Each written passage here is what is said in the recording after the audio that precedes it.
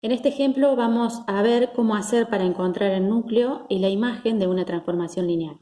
Tenemos esta transformación lineal, de la cual podemos afirmar que es una transformación lineal porque cumple con las propiedades. Además, podemos observar que todas las variables están elevadas al exponente 1 y que no hay producto de variables entre sí. Por todo eso afirmamos que es una transformación lineal. ¿Está bien?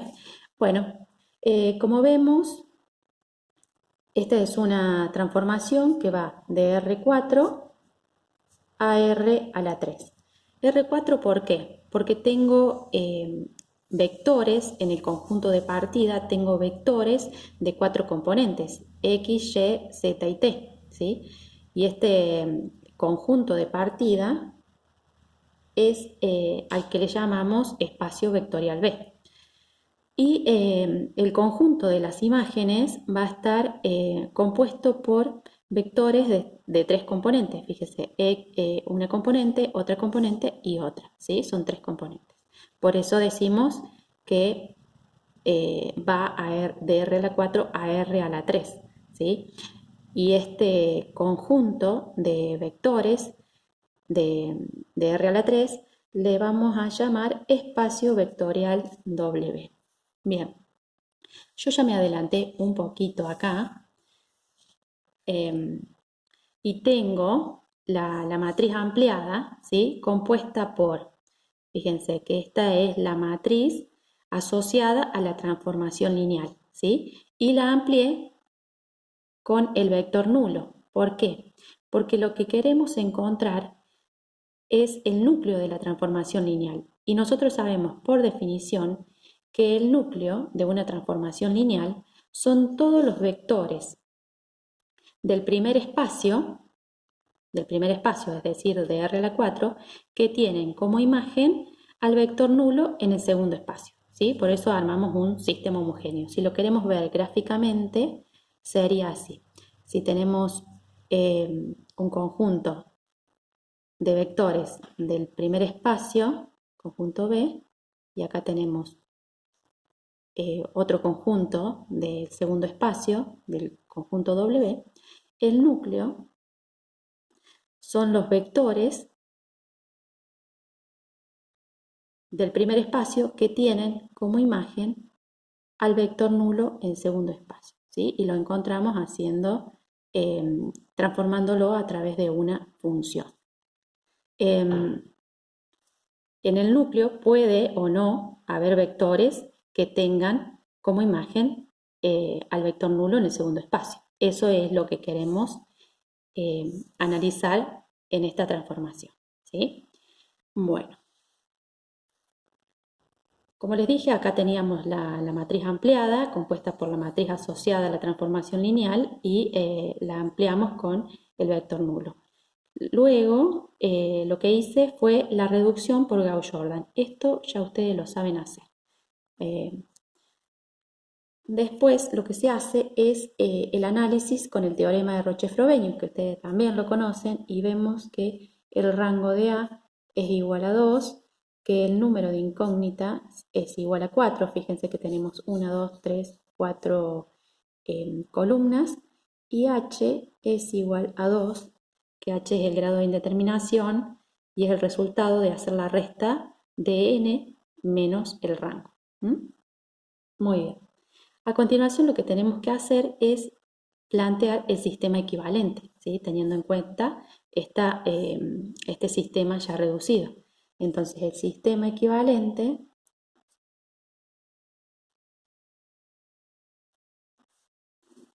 va a quedar de la forma 1x más 0y más 2z menos 1t igual a 0. Y en la otra fila me queda 0x más 1y más 1z menos 2t igual a 0. Muy bien. Fíjense que tomé dos pivots mientras hice la reducción, tomé dos pivots, uno en la columna de las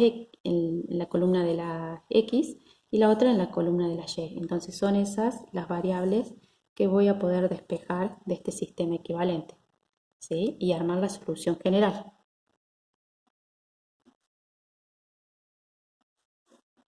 Entonces cuando despejo X, dejamos sola X de este lado de la igualdad, estos dos términos pasan del otro lado, me va a quedar menos 2z más una t. También puedo despejar Y porque también la tomé como pivot, me va a quedar menos una z más 2t. A z no lo tomé como pivot, entonces z es igual a z. A t tampoco lo tomé como pivot, entonces t es igual a t. El próximo paso es hacer la solución general vectorial. Bien, entonces como la armamos, ponemos todas las variables.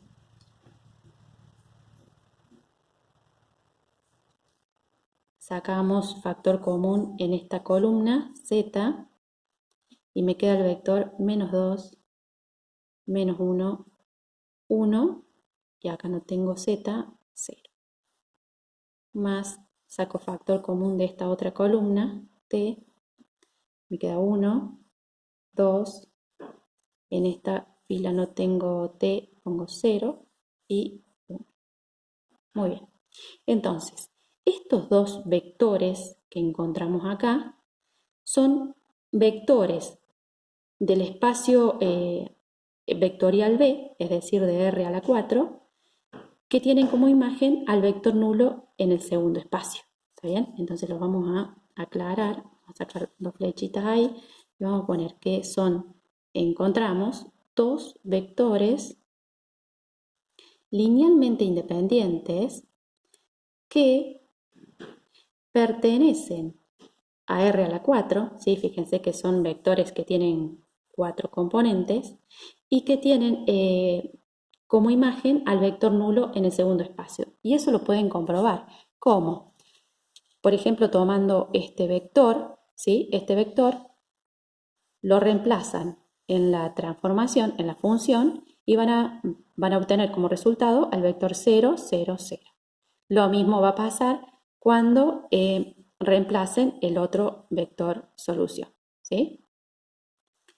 Muy bien, entonces lo que sigue es ver cómo expresar el núcleo de la función.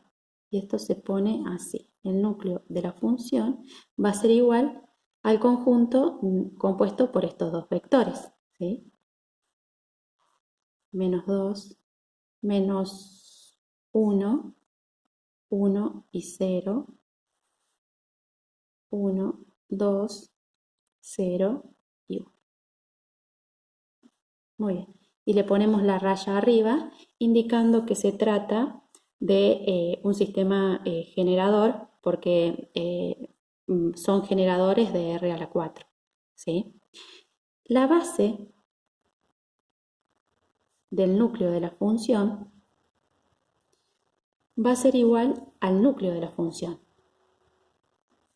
Es decir, si hemos encontrado vectores en el núcleo, la base va a ser la misma.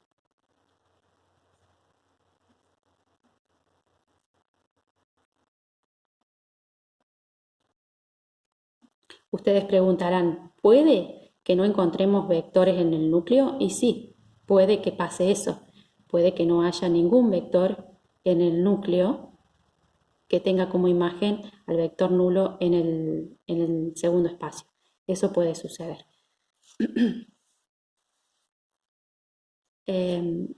También se pide en este ejemplo expresar la imagen de la función. La imagen de la función, ¿sí? Ustedes saben por definición que la imagen de la función es el conjunto de todas las imágenes de los vectores del primer espacio, ¿sí?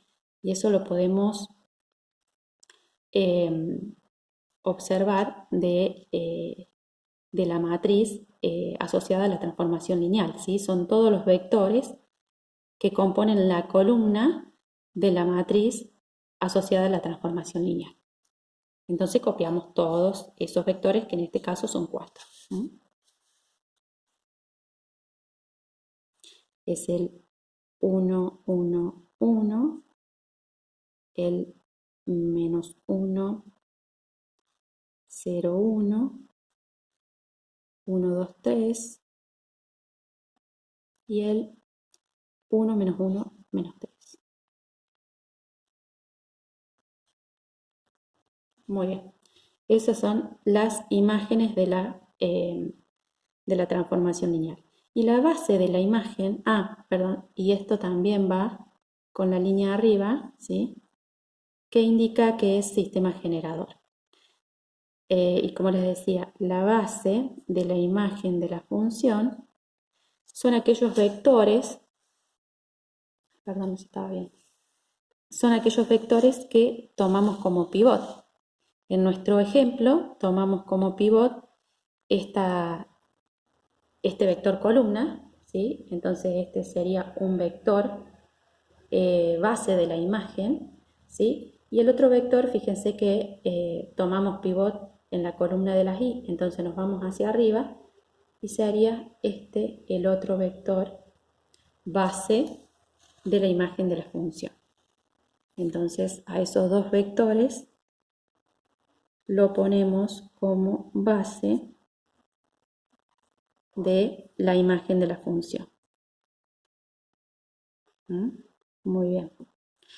Estos vectores que van a formar parte de la base va a depender de los vectores que yo tome como pivot, ¿sí? Bien. ¿Qué les quería aclarar? Fíjense. El h que acá me da 2, ¿sí? Siempre va a coincidir con la cantidad de vectores que yo encuentre en el núcleo del primer espacio, ¿sí? Siempre va a coincidir. Entonces, si h me diera 0, yo no encontraría ningún vector, ¿sí? No sería el caso este, porque acá me dice que h es 2 y encontré 2 vectores, ¿sí? A este h lo llamamos también dimensión del núcleo de la función o nulidad. ¿Está bien? Dimensión del núcleo de la función o nulidad. Y fíjense que el rango es 2, ¿sí? Y son la cantidad de vectores que yo tomé como pivot cuando hice la reducción de la matriz, ¿sí? Fíjense que tomé 2 vectores como pivot, ¿sí? O lo pueden ver cuando hice la reducción que están acá, ¿sí? Bien, entonces, el rango me indica la dimensión de la imagen de la función, ¿sí? Y para que nos quede completo este ejercicio, vamos a aplicar el teorema de las dimensiones.